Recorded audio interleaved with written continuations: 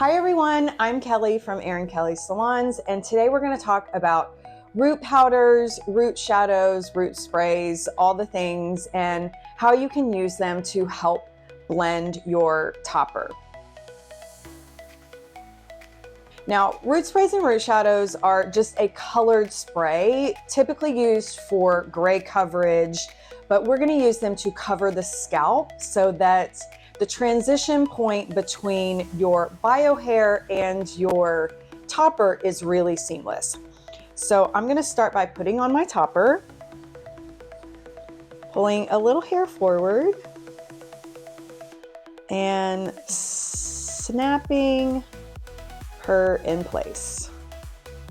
And yes, I do call all of these toppers her, and most of them have names. Okay, so right here is where I'm talking about where you're going to want to apply your root powder. There's loose powders and then sprays. I like both of them, honestly, depending on the brand.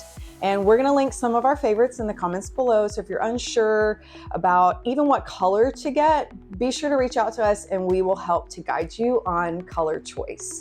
This one is a loose powder from Color Wow, and I'm going to take this applicator brush and honestly just like an eyeshadow, and I'm going to paint right there on the scalp. Basically what I'm trying to do is make the scalp look like it's not there. So adding a color is going to make the hair look a lot more dense so it matches the topper.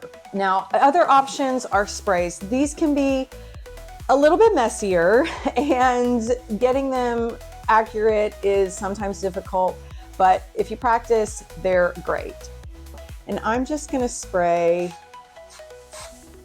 a little bit right there, let it dry, and then, okay, so you can already see how it's a little more seamless between my hair and the topper. So a great tool to have in your back pocket if you are struggling with blending your hair with the topper. Be sure to pull out a root spray, a root powder.